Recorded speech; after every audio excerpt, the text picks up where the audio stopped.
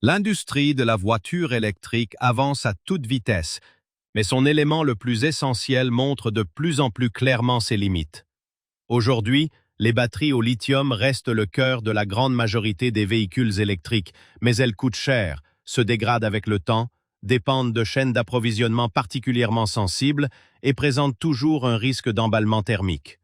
Autrement dit, toute cette révolution de la mobilité électrique, qui représente plusieurs milliers de milliards de dollars, repose encore sur une technologie que l'industrie elle-même considère comme une solution provisoire plutôt que comme une réponse définitive. Et c'est justement là qu'une nouvelle piste commence à attirer énormément d'attention.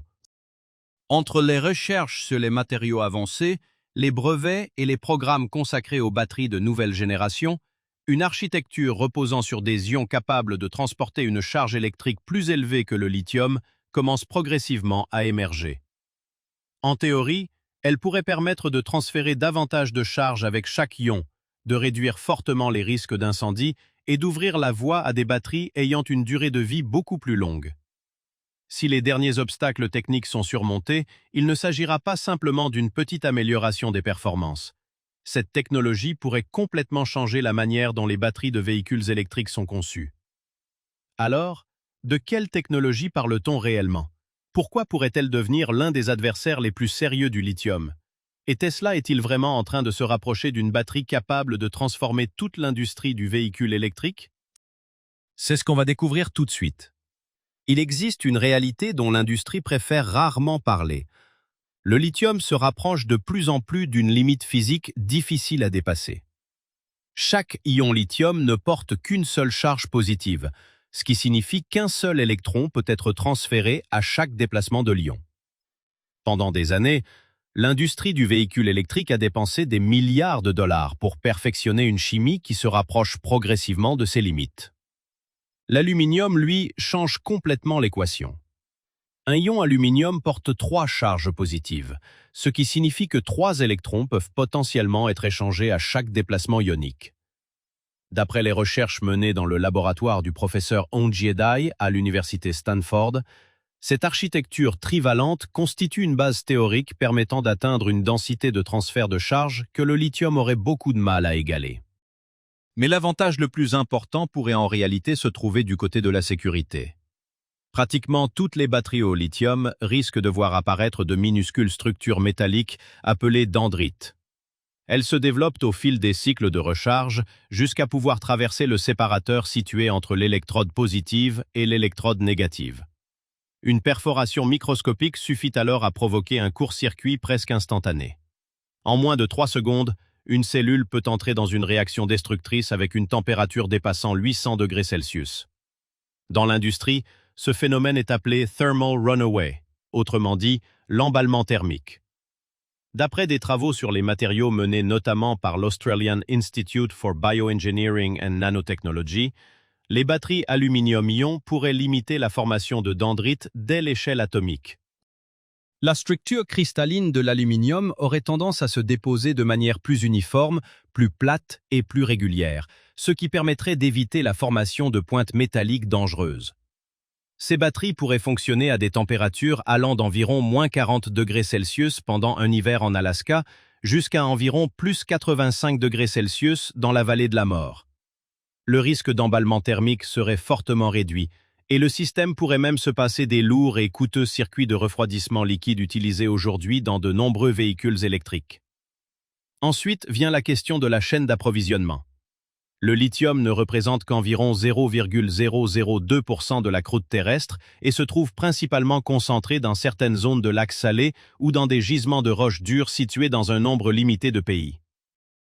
Son raffinage consomme également beaucoup d'eau, alors même qu'une partie des mines se trouve dans des régions extrêmement arides. L'aluminium est dans une situation complètement différente. Il s'agit du 3e élément le plus abondant de la croûte terrestre. Les infrastructures mondiales de production d'aluminium existent depuis plus d'1 siècle et le recyclage est si efficace qu'environ 75% de tout l'aluminium jamais produit serait encore en circulation aujourd'hui. Si les obstacles techniques peuvent être surmontés, on passerait donc à une technologie de batterie fondée sur l'abondance plutôt que sur la rareté, sur la stabilité plutôt que sur la fragilité, et davantage sur les lois de la physique que sur les tensions géopolitiques. La plupart des batteries se dégradent à peu près de la même manière. Chaque cycle de recharge provoque de minuscules dommages structurels. Les électrodes se dilatent puis se contractent continuellement. De petites fissures commencent à apparaître et s'accumulent jusqu'à ce que la batterie ne soit plus capable de conserver autant d'énergie qu'auparavant. C'est l'une des raisons pour lesquelles les batteries au lithium utilisées dans les véhicules électriques peuvent connaître une dégradation importante après environ 2000 cycles. Dans des conditions d'utilisation réelles, cela peut correspondre à environ 5 à 8 ans avant que le propriétaire commence éventuellement à envisager le remplacement d'un pack de batteries particulièrement coûteux. Mais selon des recherches menées par Graphene Manufacturing Group en Australie, ainsi que des données issues d'essais réalisés dans plusieurs laboratoires universitaires spécialisés dans les matériaux, les batteries aluminium-ion équipées d'une cathode renforcée au graphène pourraient présenter une propriété très particulière. Le matériau de l'électrode serait capable de restaurer lui-même une partie de sa structure. Le graphène possède un réseau cristallin en forme de nid d'abeille, constitué d'atomes de carbone organisés dans une couche bidimensionnelle. Lorsque les ions aluminium entrent puis ressortent de cette structure pendant les phases de charge et de décharge, ils provoquent des contraintes temporaires. Dans un matériau classique, ces contraintes peuvent créer des fractures permanentes. Mais les couches de carbone flexibles du graphène peuvent fonctionner comme de véritables amortisseurs à l'échelle microscopique. Les petites fissures apparues pendant la décharge pourraient alors se refermer lors du cycle de recharge suivant, lorsque les ions changent de direction et que le réseau cristallin se réorganise. Ce mécanisme est parfois décrit comme une architecture d'électrodes auto-réparatrices. Des essais en laboratoire indiquent que certains matériaux pourraient retrouver jusqu'à 99,7% de leur structure d'origine après avoir subi des dommages. Dans certains cas, les chemins empruntés par les ions pourraient même devenir plus efficaces après plusieurs milliers de cycles, car les contraintes répétées contribueraient progressivement à optimiser les canaux de conduction. C'est à partir de ce principe que sont apparues des estimations évoquant une durée de vie supérieure à 50 000 cycles complets de charge et de décharge. Avec un cycle complet par jour, cela représenterait plus de 137 ans. Même si les conditions réelles réduisaient cette durée de moitié, le pack de batterie pourrait encore survivre au véhicule pendant plusieurs dizaines d'années et, en théorie, être transféré d'une voiture à une autre. Un pack de batterie d'une capacité de 75 kWh pourrait permettre à un véhicule de parcourir environ 400 à 500 miles avec une seule recharge. Ce même pack pourrait également alimenter une maison américaine typique pendant près de 2 semaines en cas de panne du réseau électrique. Dans ce scénario, la voiture ne serait plus simplement un moyen de transport. Elle deviendrait une véritable centrale électrique mobile, capable de fournir une alimentation de secours à une habitation, à un chantier ou à des infrastructures d'urgence après une catastrophe naturelle. Certains brevets associés à Tesla mentionnent également un concept appelé Crystal Deep Sleep Mode, que l'on pourrait traduire par mode de sommeil profond cristallin. Contrairement aux batteries au lithium qui continuent à se décharger lentement et à se dégrader même lorsqu'elles ne sont pas utilisées, une batterie aluminium-ion pourrait théoriquement entrer dans un état de consommation énergétique extrêmement faible et rester inactive pendant plusieurs années avec une perte de capacité minimale. Une fois réactivé, le système pourrait retrouver ses performances complètes en moins de 30 secondes. Si une telle capacité était un jour commercialisée, des millions de véhicules électriques équipés de batteries à très longue durée de vie pourraient devenir une composante d'un réseau électrique décentralisé, en renvoyant de l'électricité vers les maisons et les entreprises pendant les heures de forte demande, puis en se rechargeant à partir d'énergies renouvelables lorsque la consommation est plus faible. Environ 40% du coût total d'un véhicule électrique peut provenir de sa batterie. Pour fabriquer une voiture électrique capable de concurrencer réellement une voiture thermique vendue 25 000 $, le coût du pack de batterie devrait descendre sous la barre d'environ 5 000 $. Or, avec des batteries au lithium qui se situent encore autour de 100 $ par kWh, l'équation économique d'une véritable voiture électrique populaire et bon marché reste particulièrement difficile à résoudre. L'aluminium pourrait modifier complètement ce calcul. Le carbonate de lithium s'est déjà négocié sur les marchés des matières premières autour de 13 000 $ la tonne, et pendant le pic spéculatif de 2022, son prix s'est approché de 80 000 $. La concentration des activités d'extraction et de raffinage transforme également la chaîne d'approvisionnement en un possible point de tension géopolitique. À l'inverse, l'aluminium s'échange autour de 2 500 $ la tonne sur le London Metal Exchange. Les ressources sont beaucoup plus largement réparties et les infrastructures de production existent déjà dans de nombreuses régions du monde. Selon certaines analyses de chaînes d'approvisionnement et différentes projections concernant le coût des matériaux, si les batteries aluminium-ion parviennent à atteindre une densité énergétique comparable à celle du lithium à l'échelle d'un système complet, le coût des matières premières pourrait potentiellement tomber autour de 20 à 40 $ par kilowattheure. Un pack de 60 kWh qui coûte aujourd'hui environ 6 000 $ pourrait alors revenir à seulement 1 200 à 2 400 $. Une voiture électrique vendue moins de 20 000 $ pourrait ainsi devenir économiquement viable sans dépendre massivement des subventions. C'est également un des éléments régulièrement évoqués derrière certaines rumeurs concernant la Tesla Model 2. Plusieurs observateurs de l'industrie ainsi que des documents de fournisseurs présentés comme ayant fuité ont déjà suggéré l'existence d'un petit modèle capable de parcourir plus de 400 miles avec un prix inférieur à 20 000 $, principalement parce que le composant le plus coûteux de la voiture pourrait devenir considérablement moins cher. Les batteries aluminium-ion sont également censées pouvoir conserver jusqu'à 95 % de leur capacité après plusieurs cycles de retraitement. Cela ouvre la voie à une véritable économie circulaire, dans laquelle les anciennes batteries pourraient être recyclées pour en fabriquer de nouvelles sans perdre trop de performance. Mais c'est aussi là que le problème commence pour l'industrie actuelle. Les grands constructeurs automobiles ont déjà dépensé des milliards de dollars pour construire des gigafactories, signer des contrats d'approvisionnement en lithium à long terme, investir dans des mines et créer des co-entreprises avec des fabricants de batteries en Asie et en Europe. Si l'aluminium-ion passe rapidement du laboratoire aux lignes pilotes, une partie importante de ces investissements risque de devenir ce qu'on appelle des actifs échoués. Une usine conçue pour une chimie particulière ne peut pas être convertie du jour au lendemain à une autre technologie, et certains contrats de lithium à long terme pourraient se transformer en fardeau plutôt qu'en avantage. Les industries minières en Australie, au Chili, en Argentine et en Chine seraient confrontées aux mêmes risques. Si la demande de lithium baisse plus vite que prévu, des projets pesant plusieurs milliards de dollars pourraient perdre une part considérable de leur valeur. Mais alors, si les batteries aluminium-ion sont vraiment aussi prometteuses, pourquoi ne les voit-on toujours pas dans des voitures produites en série? La réponse tient à l'énorme fossé qui sépare une expérience réussie en laboratoire de la capacité à fabriquer des millions de packs de batteries chaque année. Le premier problème concerne la couche d'oxyde d'aluminium. Lorsque l'aluminium entre en contact avec l'air, une couche extrêmement fine d'oxyde d'aluminium se forme presque instantanément à sa surface.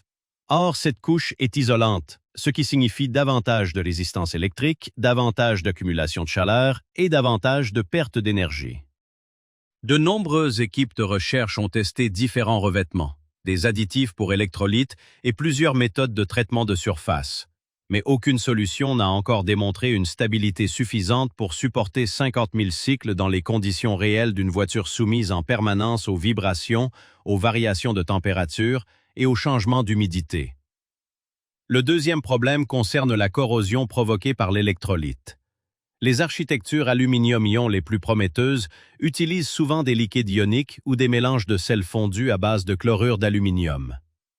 Ces composés peuvent corroder l'acier, attaquer les collecteurs de courant en cuivre et fragiliser progressivement l'enveloppe de la batterie.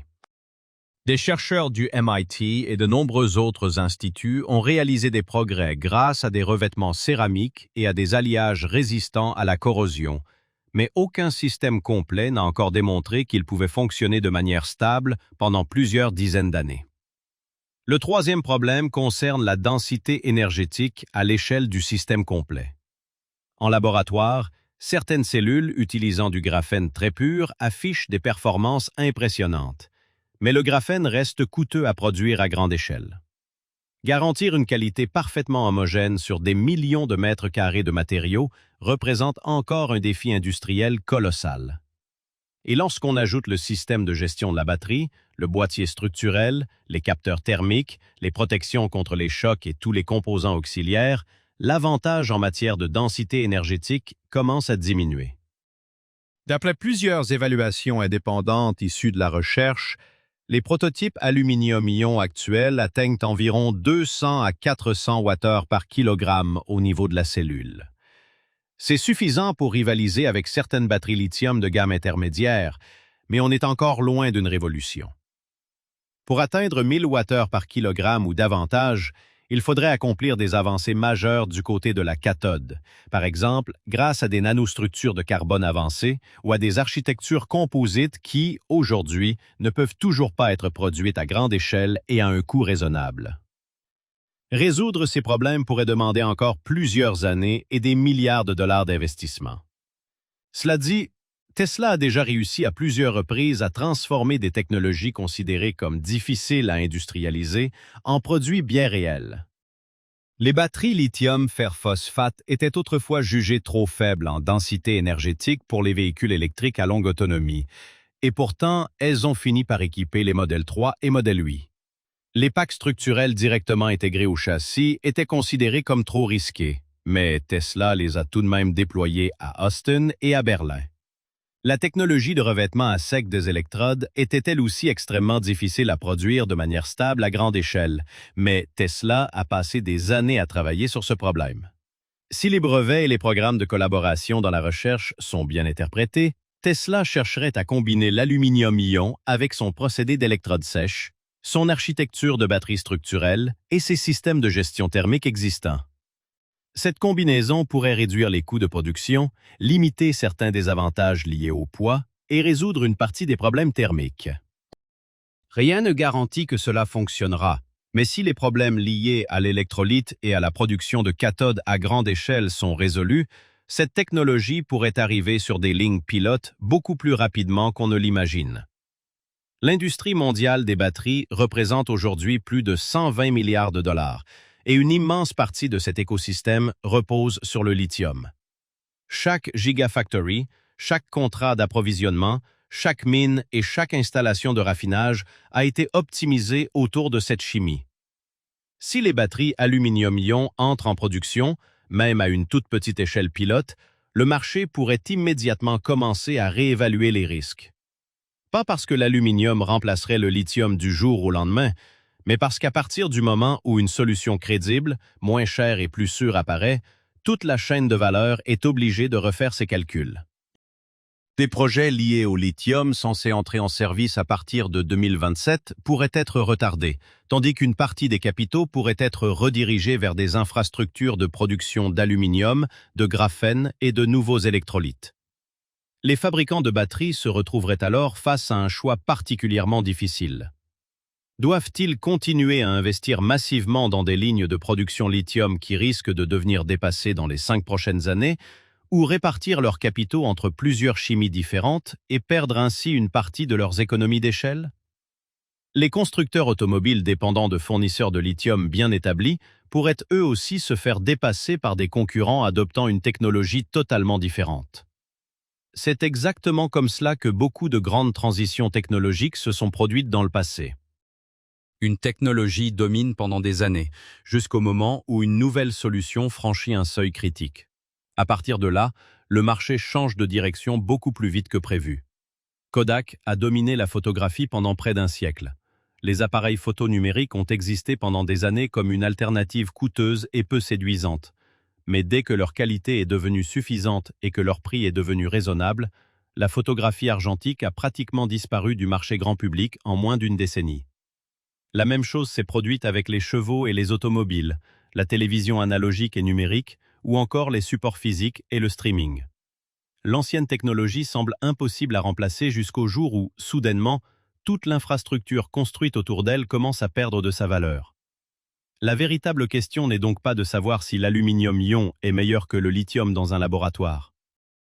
Ce qu'il faut vraiment savoir, c'est si cette technologie est désormais suffisamment proche d'une commercialisation pour déclencher une transition du marché, et surtout si l'industrie s'en rendra compte avant qu'il ne soit trop tard.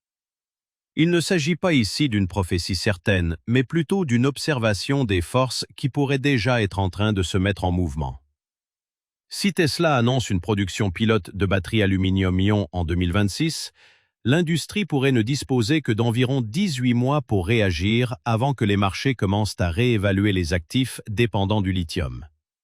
Ce délai serait largement insuffisant pour construire une nouvelle usine à partir de zéro et à peine suffisant pour finaliser de nouveaux contrats d'approvisionnement ou adapter certaines lignes de production existantes. Et si les rumeurs concernant un événement consacré aux batteries en septembre 2026 se révèlent exactes, cela pourrait signifier que la technologie a déjà dépassé le simple stade du prototype, que des lignes pilotes sont actuellement testées et que de nouvelles relations avec les fournisseurs commencent déjà à se structurer. Dans ce cas, l'ère de l'aluminium-ion serait peut-être beaucoup plus proche qu'on ne le pense. Aujourd'hui, il existe cependant 3 grandes écoles de pensée concernant la technologie capable de mettre fin à la domination du lithium. Certains ingénieurs estiment que l'aluminium-ion reste beaucoup trop éloigné d'une véritable commercialisation et que le sodium-ion représente une solution bien plus réaliste. Le sodium est abondant, peu coûteux, et sa production à grande échelle a déjà commencé en Chine. Même si sa densité énergétique reste inférieure à celle du lithium, elle pourrait être largement suffisante pour les véhicules grand public et le stockage stationnaire. Un autre groupe pense que les batteries à l'état solide seront la véritable révolution, grâce à leur capacité à augmenter la densité énergétique tout en réduisant le risque d'incendie, notamment parce qu'elles ne dépendent pas d'un électrolyte liquide traditionnel. Plusieurs entreprises japonaises et sud-coréennes ont déjà présenté des prototypes fonctionnels et visent une arrivée sur des véhicules commerciaux autour de 2028. Enfin, il y a ceux qui croient au potentiel de l'aluminium-ion, notamment grâce à son ion trivalent, à ses électrodes en graphène capables de se régénérer et à la possibilité que Tesla utilise son expérience industrielle pour résoudre des obstacles techniques qui persistent depuis plus d'une décennie. La question finale reste donc entièrement ouverte. Quelle technologie a réellement le potentiel de mettre fin à la domination du lithium? L'aluminium-ion, le sodium-ion ou les batteries à l'état solide? Et surtout, quelles sont les raisons techniques qui justifient votre choix? Il ne s'agit pas de savoir quelle entreprise vous préférez ou quelles actions vous possédez. Regardez plutôt la chimie, la physique et la réalité industrielle. Dites-nous ce que vous en pensez dans les commentaires. Parce qu'au fond, cette histoire ne concerne pas uniquement les batteries. Elle pourrait aussi déterminer l'évolution de toute notre infrastructure énergétique au cours des 50 prochaines années. Merci d'avoir regardé cette vidéo jusqu'au bout. Si le sujet vous a intéressé, n'oubliez pas de laisser un like et de vous abonner pour ne manquer aucune de nos informations exclusives mises à jour chaque jour. On se retrouve très bientôt dans une prochaine vidéo. Et d'ici là, bonne route à tous.